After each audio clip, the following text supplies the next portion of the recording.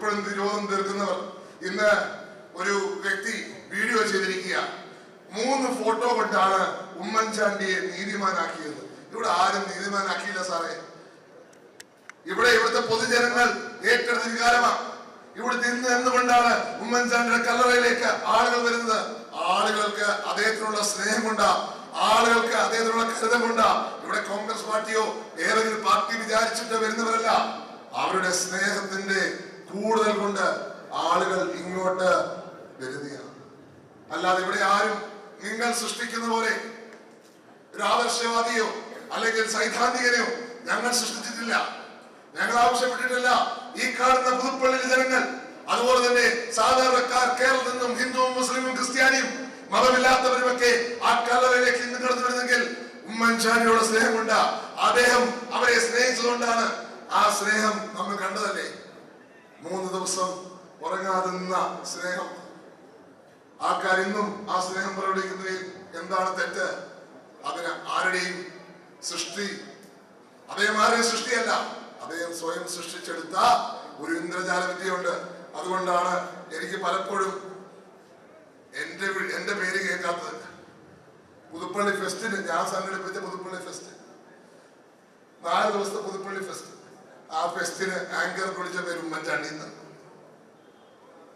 ഞാൻ ഓർത്തുപോയി, കഴിഞ്ഞ ദിവസം ഈ സൈക്കിളുമായി 2 കുട്ടികളുടെ മുന്നിൽ പോയി. ആ കുട്ടികൾ ഉമ്മൻചാണ്ടി എന്നാണ് എന്നോട് പറഞ്ഞത്. അപ്പൊ ഞാൻ ഓർത്ത് ഈ കുട്ടിക്ക് ഒരു കാരണവശാലും അപ്പ അറിയാൻ ഒരു വഴിയില്ല. കൊച്ചുകുട്ടിയാ, അവര് LKG-യിലായിരിക്കും. അതെങ്ങനെയാണ് അവരുടെ മനസ്സിൽ എന്റെ പേര് മാത്രം വരുന്നില്ല എന്ന് ഞാൻ പറഞ്ഞു വരുന്നത്? സംശയമല്ലോ, മിണ്ടുന്നില്ല.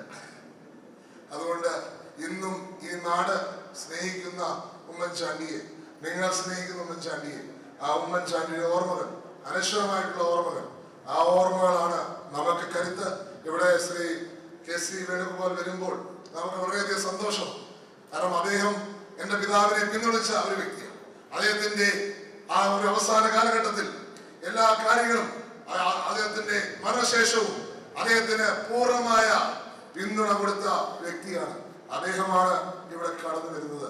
തീർച്ചയായിട്ടും നമുക്ക് വലിയ സന്തോഷം നൽകുന്ന കാര്യം, അതിനുശേഷം ഈ ഒരു പരിപാടിക്ക് ശേഷം ഈ സൈക്കിൾ പ്രതിഷേധം, സൈക്കിൾ പ്രചരണത്തിന് ശേഷം സൈക്കിൾ പ്രതിഷേധം കൂടി, പെട്രോളിന്റെ വില അടിക്കടിക്ക് വർദ്ധിപ്പിക്കുന്നു.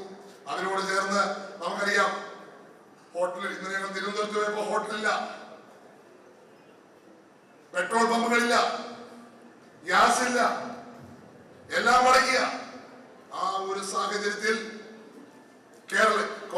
രാജ്യത്തെ കോൺഗ്രസ് നയിക്കുന്ന ശ്രീ KC വേണുഗോപാൽ വന്ന് ഒരു പ്രതിഷേധ സൂചകമായി ഇവിടെ ഈ കൺവെൻഷൻ ഹാളിൽ നിന്ന് അങ്ങ് പമ്പാടി ബസ് സ്റ്റാൻഡിലേക്ക് സൈക്കിൾ ചവിട്ടി ആ പ്രതിഷേധത്തിൽ പങ്കാളികളാവുന്നത് ഏറ്റവും അഭിമാനം നൽകുന്ന ഒരു കാര്യമാണ്. ഇവിടുത്തെ കോൺഗ്രസ് പാർട്ടിയെ സംബന്ധിച്ച്, കേരളത്തിലെ കോൺഗ്രസിനെ സംബന്ധിച്ച് നാളുകളിൽ അത് രാജ്യം മൊത്തം ഏറ്റെടുക്കും നമുക്ക് വിശ്വസിക്കാം. അതുപോലത്തെ ഒരു ഭരണമല്ലേ ഇന്ത്യയിലുള്ളത്? അതുപോലത്തെ ഒരു ഭരണമല്ലേ കേരളത്തിലുള്ളത്?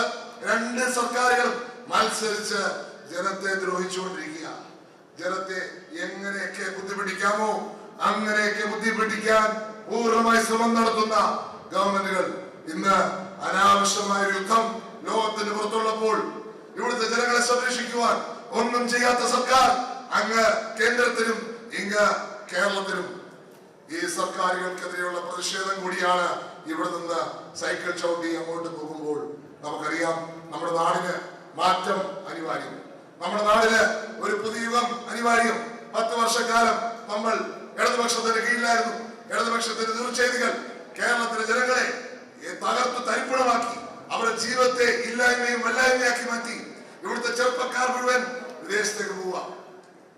വിദേശത്ത് പോയി കഴിഞ്ഞാൽ രക്ഷപ്പെടുമോ ഇല്ലയോ എന്നുള്ള ഉറപ്പില്ലാത്ത തൊഴിൽ തേടി, ഉറപ്പില്ലാത്ത വിദ്യാഭ്യാസം തേടി അവർ പോവുകയാണ്. കഴിഞ്ഞ ദിവസം ഇവിടെ ഒരു വീട്ടിൽ ഞാൻ കടന്നു ചെന്നു. അവിടെ ഒരു കുടുംബനാഥൻ ഇറാനിൽ പെട്ടുപോയ ഒരു കുടുംബത്തിലെ അംഗമാണ്. ഇറാനിൽ പെട്ടുപോയ ഒരു കുടുംബത്തിലെ അംഗം. ഞാൻ അവിടെ ചെന്ന് അവരോട് സംസാരിച്ച് പിന്നെയാണ് മനസ്സിലാക്കുന്നത്, അർമേനിയ വഴി ആ വ്യക്തി തിരിച്ചു വരാനുള്ള ശ്രമം നടത്തുക. ഞാൻ പറയുന്നത്, യുദ്ധം എവിടെയാണെങ്കിലും നമ്മുടെ ചങ്കാണ് ഇടിക്കുന്നത്. യുദ്ധം എവിടെയാണെങ്കിലും നമ്മുടെ നാട്ടിലാണ് പല മനസ്സുകളും എരിയുന്നത്. യുദ്ധം എവിടെയാണെങ്കിലും നമ്മളെല്ലാം ഭയത്തിലാണ്.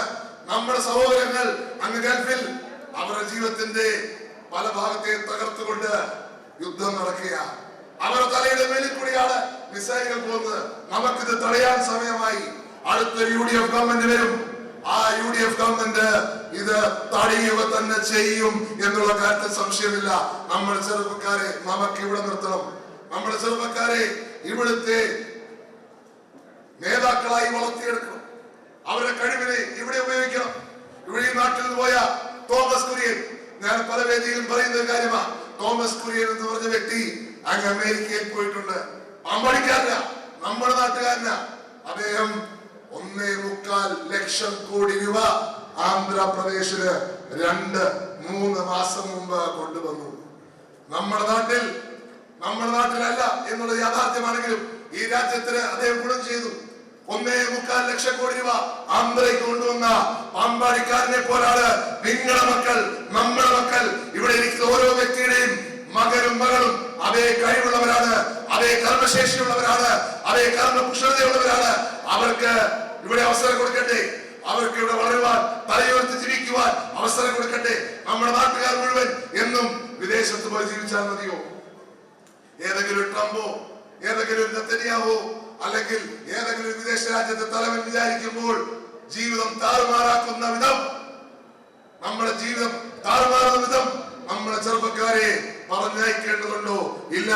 നമ്മുടെ ചെറുപ്പക്കാരെ ഇവിടെ നിർത്തണം. നമ്മുടെ പുതുപ്പള്ളിയിൽ നിർത്തണം, നമ്മുടെ നാട്ടിൽ നിർത്തണം. പാമ്പാടിക്ക് വേണ്ടി സ്വപ്നപ്പെട്ട് ഒരു ഇന്റർനാഷണൽ സ്റ്റേഡിയം എന്ന സ്വപ്നം, സ്പോർട്സിനെ അടിസ്ഥാനമാക്കി ഒരു വലിയൊരു എക്കോണമി ഉണ്ടാക്കണം എന്നുള്ള സ്വപ്നം നമ്മുടെ നാട്ടിലുണ്ട്. ആ സ്വപ്നമാണ് നമ്മുടെ അടിസ്ഥാനം.